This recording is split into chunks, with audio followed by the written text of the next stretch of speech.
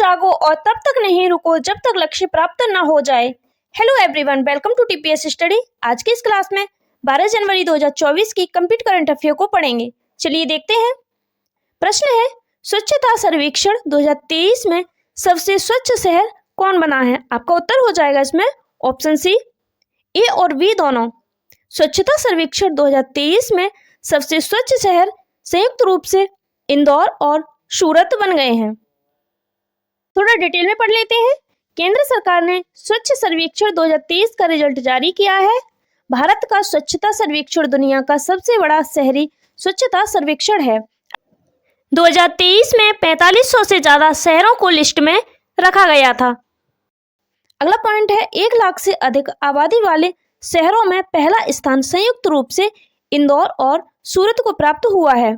पहला स्थान किसको प्राप्त हुआ है? पहला स्थान संयुक्त रूप से मध्य प्रदेश के इंदौर को और गुजरात के सूरत शहर को प्राप्त हुआ है।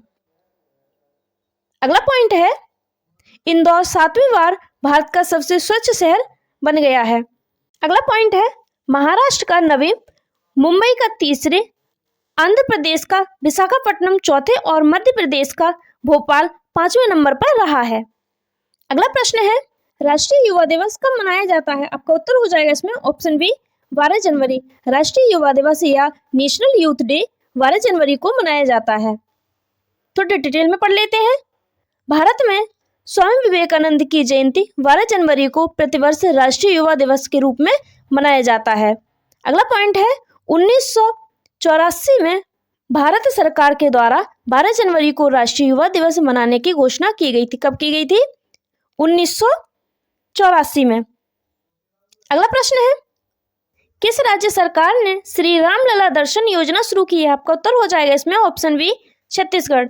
छत्तीसगढ़ सरकार ने अभी हाल ही में श्री राम लला दर्शन योजना शुरू की है। थोड़ा डिटेल में पढ़ लेते हैं। छत्तीसगढ़ सरकार ने श्री राम लला दर्शन योजना शुरू करने का फैसला लिया है।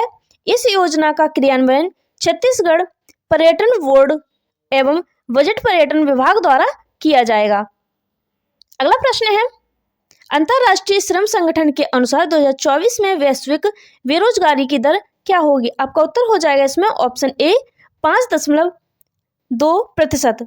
अंतर्राष्ट्रीय श्रम संगठन के अनुसार 2024 में वैश्विक बेरोजगारी की दर 5.2% होगी। अगला प्रश्न है, यूनाइटेड कप टेनिस 2024 का खिताब किसने जीता है? आपका उत्तर हो जाएगा इसमें ऑप्शन ए, जर्मनी। जर्मनी ने यूनाइटेड कप 2024 का खिताब जीता है। अगला प्रश्न है, आइंस्टीन प्रोब या ईपी सैटेलाइट किस देश ने लॉन्च किया है? आपका उत्तर हो जाएगा इसमें ऑप्शन डी, चीन। चीन ने हाल ही में आइंस्टीन प्रोब या ईपी सैटेलाइट लॉन्च किया है। थोड़ा डिटेल में पढ़ लेते हैं। चीन के जिचांग उपग्रह प्रक्षेपण केंद्र से लॉन्ग मार्च 2C रॉकेट से आइंस्टीन प्रोब सैटेलाइट लॉन्च किया गया है। अगला पॉइंट है, लगभग 1.45 टन वजनी यह सैटेलाइट खिले हुए कमल के आकार का है।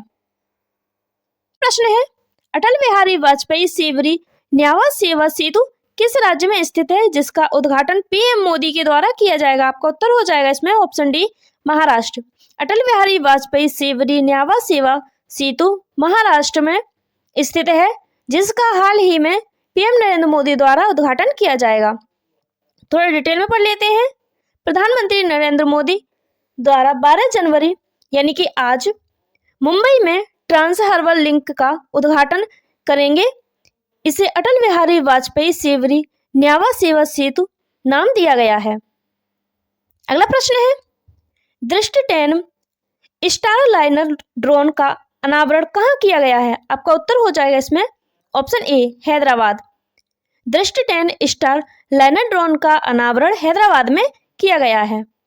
थोड़ी डिटेल में पढ़ लेते हैं। भारतीय नौसेना प्रमुख एडमिरल आर हरि कुमार ने हैदराबाद के अडानी एरो स्पेस पार्क में पहले स्वदेश निर्मित दृष्टि 10 स्टारलाइनर मानव रहित हवाई वाहन का अनावरण किया है।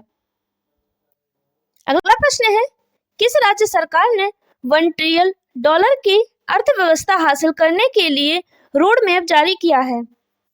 आपका उत्तर हो जाएगा इसमें ऑप्शन डी, तमिलनाडु। तमिलनाडु राज्य सरकार ने $1 ट्रिलियन की अर्थव्यवस्था हासिल करने के लिए रोड मैप जारी किया है। डिटेल में पढ़ लेते हैं।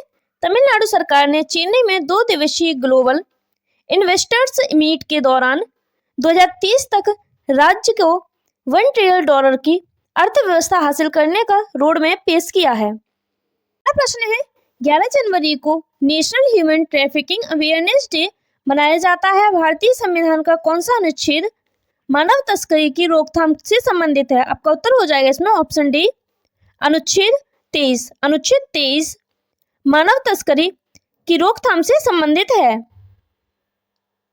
थोड़ी डिटेल में पढ़ लेते हैं।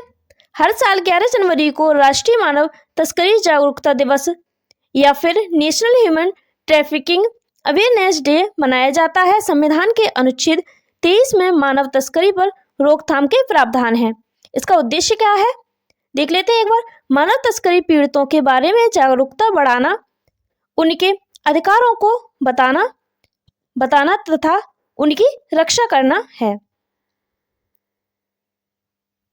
अगला प्रश्न है, विश्व व्यापार संगठन या WTO में भारत के राजदूत और स्थायी प्रतिनिधि किसे नियुक्त किया गया है? आपका उत्तर हो जाएगा इसमें ऑप्शन बी, सेंथिल पांडियन। सेंथिल पांडियन को विश्व व्यापार संगठन में भारत के राजदूत और स्थायी प्रतिनिधि के रूप में नियुक्त किया गया है।